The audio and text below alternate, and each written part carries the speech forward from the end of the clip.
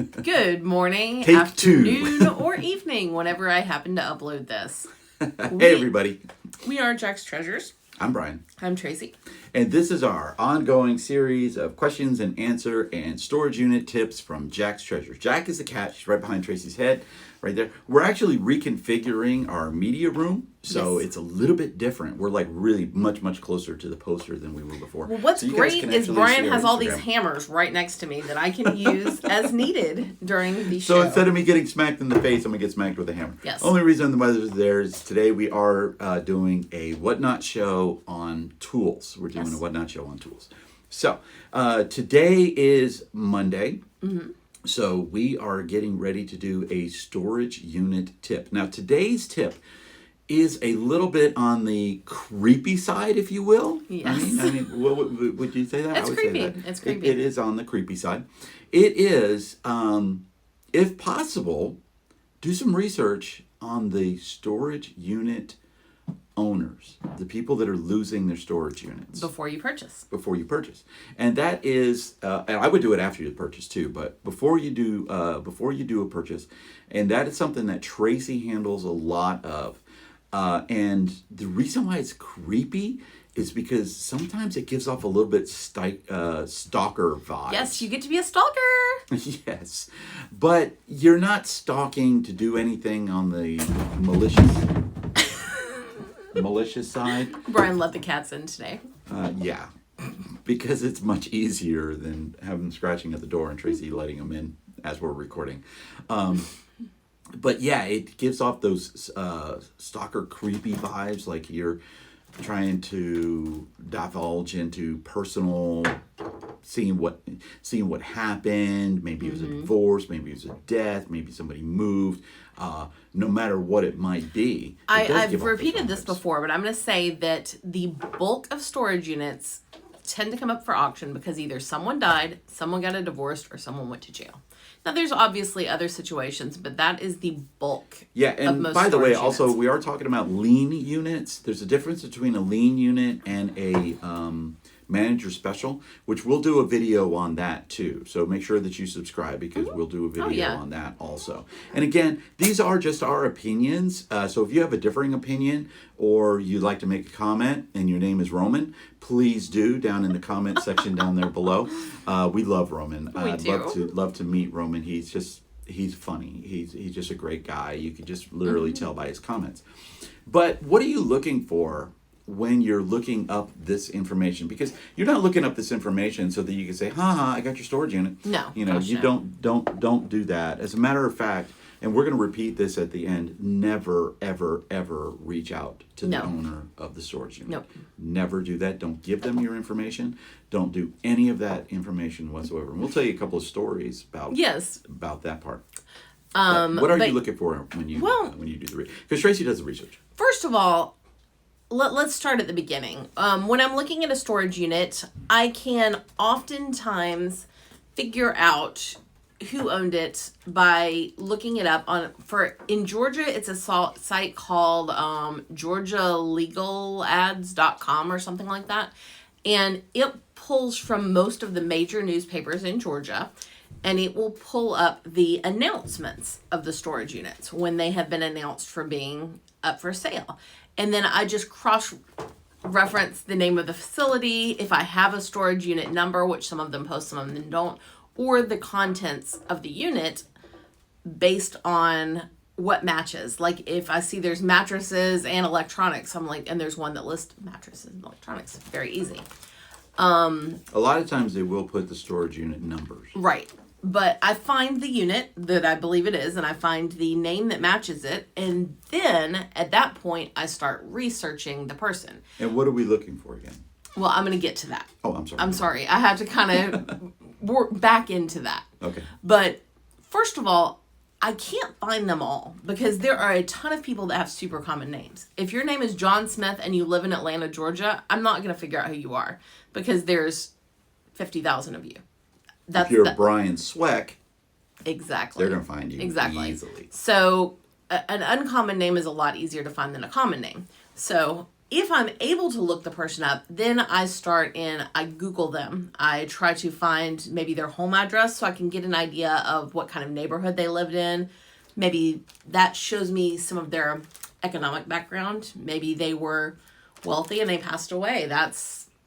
We've bought in units for like my that before. part. I think this last 2 units we got was that. Those tend to be better for me than someone who has been struggling with poverty for years and years. I mean, and that's I hate saying it because it makes me sound like a terrible person, but I actually wrote it a lot better because I wrote up look up maybe their social economic background so that you don't. But have finding to their cover address, I know kind of the neighborhood they lived in. I have a little bit idea of that socioeconomic background, but then I get a little more in detail. I'll go into LinkedIn, I'll go into Facebook. I want to find out about their jobs, their hobbies. That's going to give me a better idea of what might be in the unit. I find someone's Facebook page and it is covered up with video game pictures, which he knows what unit I'm talking about right there. We knew that was going to be video game gold, and we were right. And there was a couple of others that were very similar to that where I was able to find the person. I'm like, I want their stuff. Okay. But what some of the other stuff that we look for, was it a business? Right. Do we look for if it was a business? We bought units business units before. Are there multiple units by the same owner? That is a huge one right there, because especially if you're looking for stuff that you're going to flip on the marketplace and you're looking for furniture, if there's 2 units by the same owner, you really probably want to get both units. Because you might have the chairs in one and the table in the other, or vice versa. That is very interesting. I'm also going to look at their family dynamics. Do they have a bunch of kids? I'm going to get a bunch of kids stuff. Do I want kids stuff? Me personally, not really. Not little kid stuff. Don't like selling Just depending on your business model. Were they elderly? Is this going to be older, antique stuff, or were they a younger person? I mean, I want an idea of what I'm getting into. This can help keep me from making certain mistakes when I'm buying storage units. Again, stalker vibes. Yes. Right there.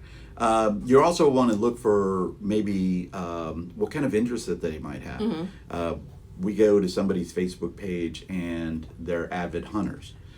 There may be guns in that unit. There may be hunting equipment in their unit. They're avid. You see them and their likes are all of these video game stuff or things like that. Well, now we're looking at stuff like that. We're looking for Tracy and I. We look for a lot of pop culture stuff. We don't look for hunting stuff. I don't look for gun units. I don't look for tools, even though I got tools. We don't really look for those.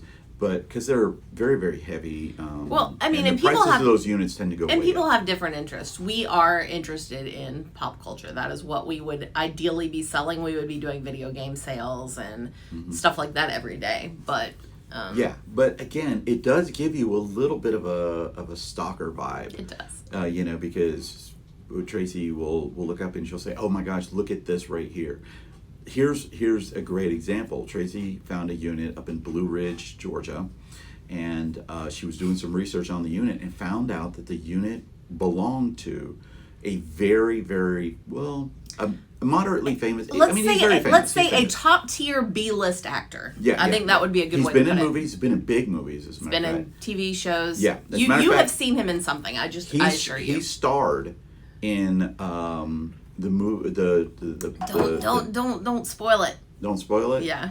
Okay. Well, it was his father's unit. Yes. So it was up in Blue Ridge, and Tracy was doing the research, and we found it, and we said, okay, we'll pick up this unit right now because it might have movie memorabilia, things of that nature. And it did. And it did. Okay. We found some units that Tracy would say, she talked about one that we bought up in Tennessee. He had 4 units. Then we come to find out he actually had another 4 units. We wound up buying 2 out of the 8 he had. Yeah, and the funny thing was we paid the least amount for the second unit than the other 3. But we were on all of the units at one time at the amount of about close to $30,000, which was going to be really tough for us because we might be living in a box now if we won them all. Yeah, we were going. Or we might be in a mansion. I don't know. It could have went either way. It just depends on how fast we could have got through all of that units, but we got those units because Tracy looked it up on the Facebook page and she referenced it earlier. Video game store type stuff. He wanted to sell on all of these different sites. And so we said, well, we want some of these units right here Yep. because we could tell. And in the units we could see in the pictures too. But the research helped with that.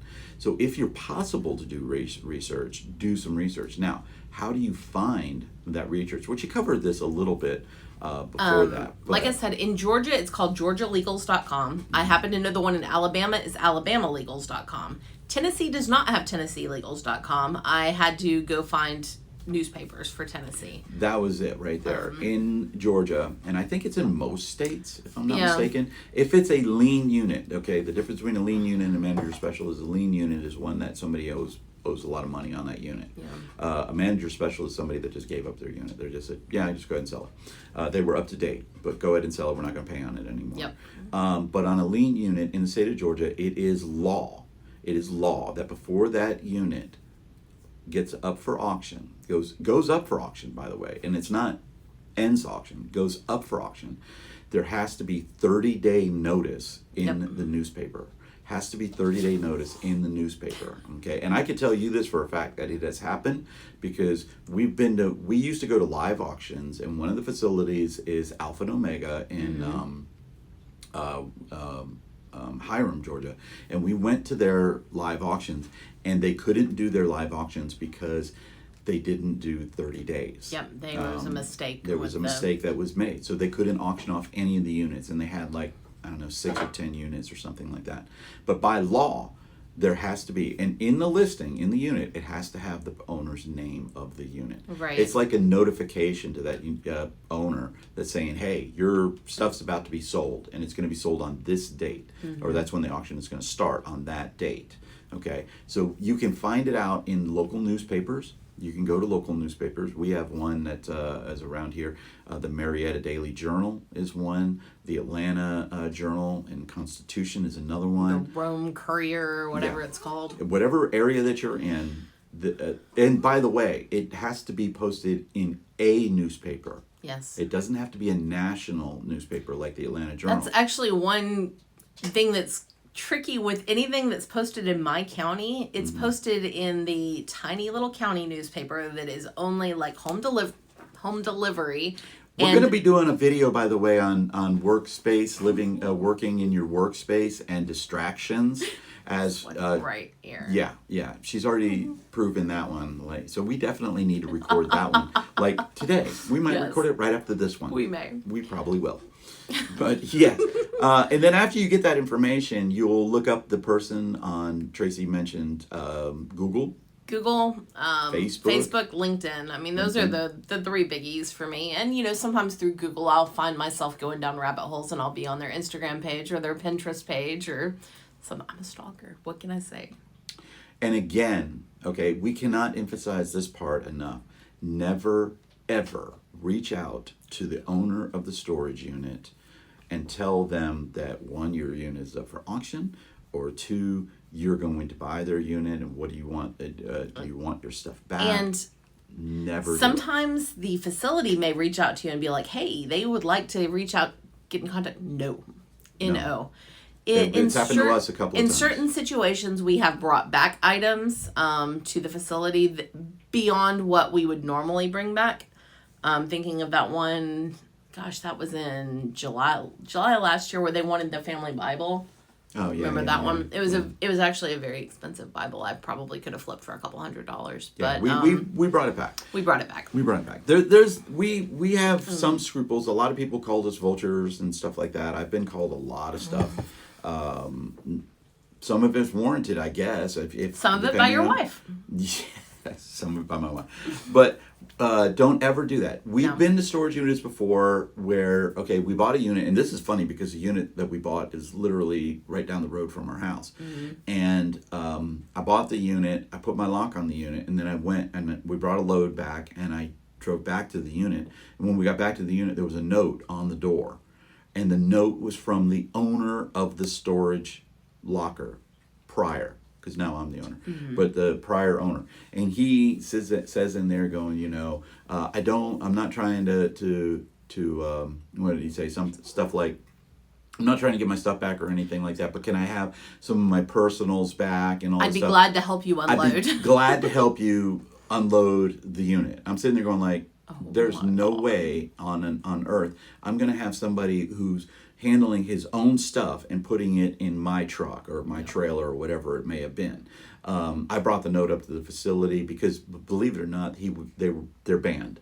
Yeah. People are banned from their unit. When their unit goes into collections or it goes into a delinquency fee and the storage facility puts their locks on the unit, the people are not allowed to get into their unit until they make some kind of arrangements with the storage facility. So he had some kind of code he wasn't supposed to have. Right. Because it was a code to get in. And he followed somebody in is what it was. Yeah. But believe it or not, storage facilities do not want to sell your stuff in the storage units. Okay? They don't want to do that because they want their money. All right? But when they're delinquent, they want the unit gone so that they could rent it out to somebody else. Okay? Yep. So it's important for that. We've also been to one unit where we bought the guy's unit, and if you go into the facility, they have security cameras all up by the unit, and you could literally see us unloading the guy's storage unit. The guy showed up at the facility. Okay, he's watching us. He's watching us unload his stuff, and he's getting angrier and angrier and angrier about the fact that he lost his storage unit. We had already paid for it, so it's our storage unit at this time. We get a phone call from the facility, and they tell us, "Don't go out to your car. Don't go because it's not gated where we were." They said we have you locked in. They said you're locked in. The guy cannot get into the facility, and we're calling the cops. We didn't even know he was there. Yeah. Shout out to the ladies at that Cube Smart. Yeah, it was Cube Smart in Smyrna. Yeah. Y'all are top tier. Yeah, top tier on our book. We'd buy from you and again easily. And then Tracy was talking about the other unit that was the famous unit, and who was that? Which famous unit? We've only gotten one famous unit. Well, that one. I mean, nobody reached out on that one. No, nobody reached out on that one.